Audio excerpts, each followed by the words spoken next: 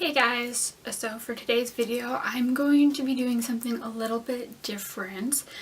I know on my channel I used to do book reviews every week and I kind of fell out of that because I wanted to focus more on writing. However, in my last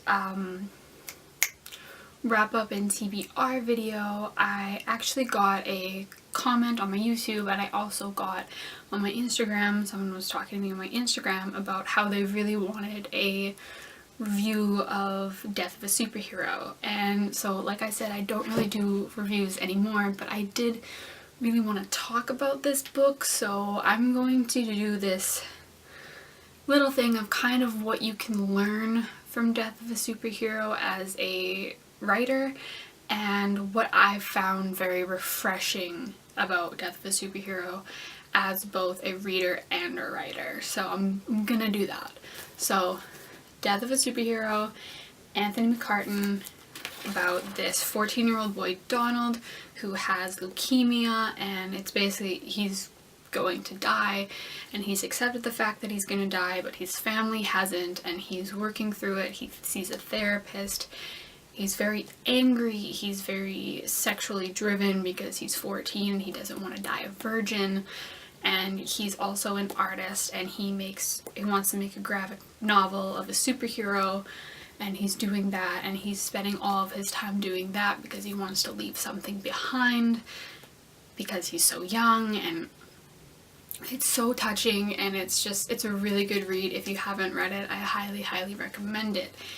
So what you can learn about this, the first thing that I really noticed about this book is that it's written in a very unique style. It's written in, I would say, a half screenplay, half novel, because all of the dialogue and all of the interior exterior is all said like a screenplay. It's like Donald and then he says this, and after every scene change says where they are, if it's daytime, nighttime, interior, exterior, and unless a character is actually physically using an object that is in the room or referencing an object that is in the room, you get no descriptions on the space around the characters. It's very character driven.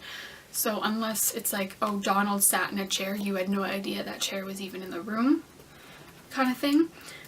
So it's like that, but then all what's going on inside the character's head are written like an actual novel would be, so unlike a screenplay, you can get that inner workings of what they're feeling and what they are thinking and what they are going to do.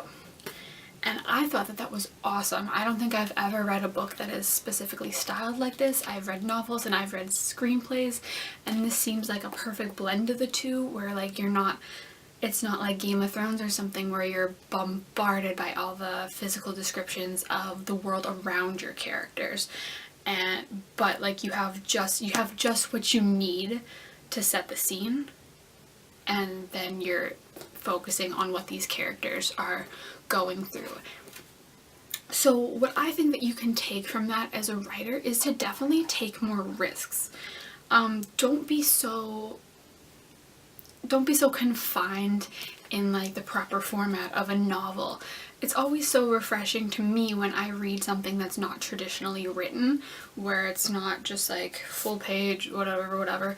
If people take different things and they do different scenes, if they have the dialogue written like a screenplay, even if they do it like diary entries or newspaper clippings within the novel, I find that so cool, and it's just like, it's like, oh, that's different, and it immediately makes it more interesting. So what I want to say is, this is really, don't be afraid to take risks, make it different, make it unique, and as a reader it's really nice, and it will really impact how you react to the overall story. So I very much enjoyed that.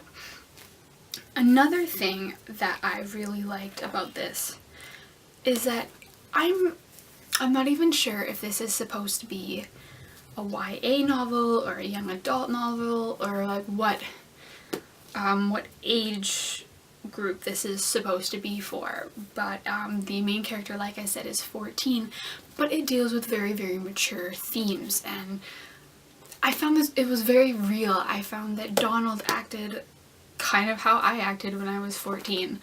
It's like, I find this especially in YA, and I get it, it's for a younger audience, so there's maybe like a couple curse words, and you maybe get to say the F word like once or twice in a YA novel, maybe a little bit more depending on if you're traditionally or self-published, but you don't really see, you know, it's more this fantastical element of what a teenager should be. And we've all been teenagers. We know that teenagers don't act like that at all. We know that it's F this and F that, and oh, look at that girl, or, you know, it's kind of raunchy, especially 14-year-olds. 14-year-olds are kind of vicious. If you've ever been around a 14-year-old, they're a lot.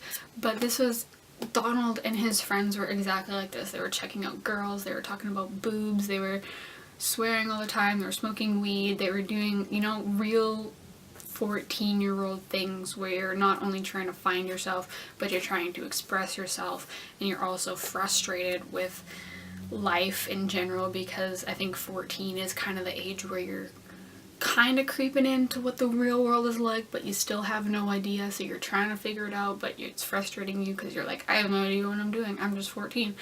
So I found that really real. So I think that that's a good note to authors, is because I've read so many characters where they don't act their age, where it's like, okay, no, you're acting like you're an old man and you're 16. It's like, no one's like this. Not to call out anyone, but cough cough, John Green, teenagers don't act like that, in my opinion. No one talks like that, but whatever. So I just say, as an author, just make sure that the voice that you are giving off for your character suits your character, suits your character's age, suits their interest. Yes, if someone is a little more booky and nerdy, they're maybe not gonna be as boisterous, and they are gonna have a little bit more of a vocabulary and maybe use a little less slang and actually use proper grammar in their speech, but it doesn't mean that they're gonna talk like they're Shakespeare. There's a difference. So I think it's very important for authors to recognize that difference and realize that difference in the different ages, to make sure that they are coming off well as a reader, because as a reader it's so important to feel relatable to these characters and to be able to just see them as real, because that's the whole point of reading a book, is to have this connection with these characters. Okay, so that's really my two major points about Death of a Superhero. Once again, I highly recommend you read this. It made me cry, it made me laugh, it made me feel a whole lot, good and bad. So this is, I think, definitely going to be one of my favorite books that I've read this year. If anything can beat this, I'm going to be surprised, because this was like 10 out of 10 for me. I don't know if I'm gonna do any more of these like what you can learn videos. I might, definitely, especially if you guys enjoy them. I will definitely be doing that. So let me know in the comments below if you like this video, what you thought, if you want me to do any particular types of writing related videos. I will be happy to give it a try, see whatever I can do. And like always, if you want to check out my website and read the first chapter of my manuscript, Roses, the link is in the description below. If you want to follow me on my social medias, I have Twitter and Instagram. The links are also in the description below. And I put out new videos every Tuesday, so please subscribe to my channel and ring that little bell if you want to be notified whenever I upload. And as always, thank you guys so much for watching. Bye!